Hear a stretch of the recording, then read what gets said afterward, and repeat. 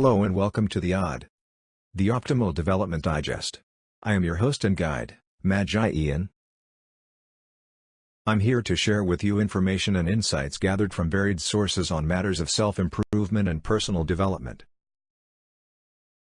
Self-care starts with that person in the mirror. Increase your awareness, develop good health habits, and nurture your spirit. With Optimal Development Digest.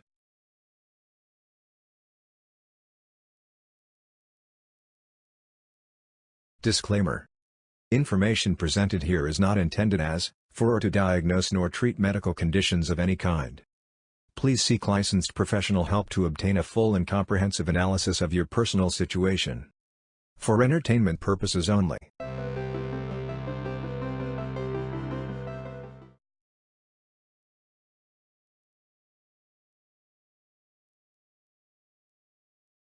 Optimal Development Digest. January 2020. Article 2. Is your spirit truly free?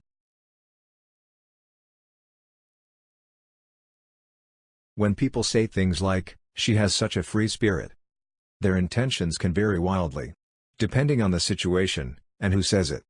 Hearing that you have a free spirit can feel like an insult or the best compliment you've heard all year.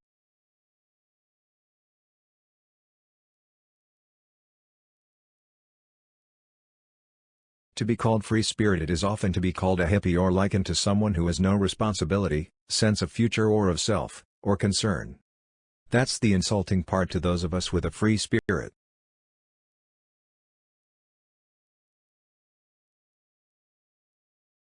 There is a stereotype of what free-spirited people look like. We often view these individuals as those whose lives and choices stand in stark contrast to the norm of our society. However, even though this is true for some of us, it's not for all. Having a free spirit carries a different meaning to different people.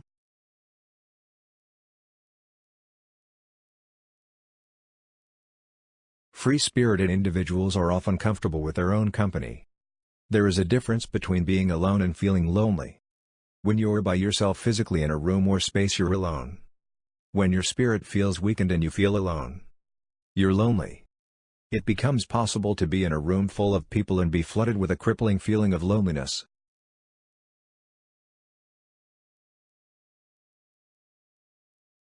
We all feel loneliness from time to time.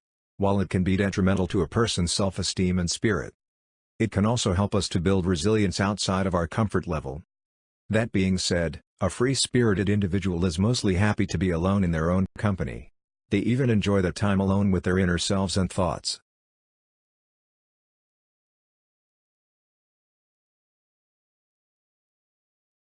Personal independence is all the rage today. It's something we take for granted, and it's also something many of us find difficult from time to time. Gaining independence can cause heartache and can be incredibly difficult for some. But it's worth it.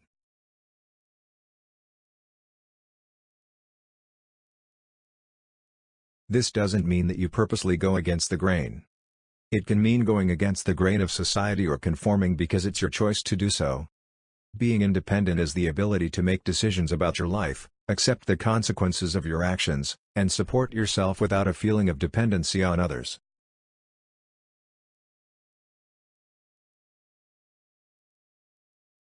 That's not to say you won't desire social interactions and the love of significant others. It just means you can operate without it. A sense of self-love is an ability to be comfortable in your own skin without putting yourself down. Self-love helps you to pursue what makes you happy, whether that's the norm in your society or a lifestyle which sets you apart.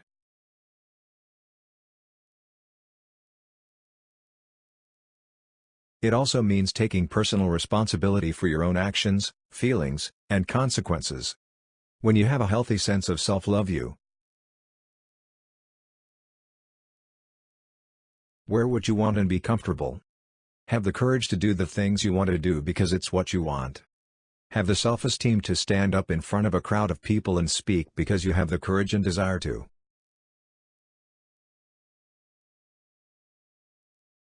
Take care of yourself in the way in which you need rather than the way others tell you.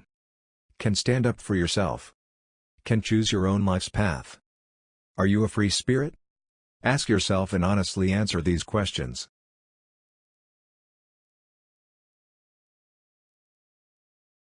Are you independent psychologically, physically, financially, spiritually, etc.? Do you make your own choices because they're yours to make? Do you love yourself and feel free to do so? If so, as a free-spirited person you won't have to tell the world. The actions of your spirit will show. End of article.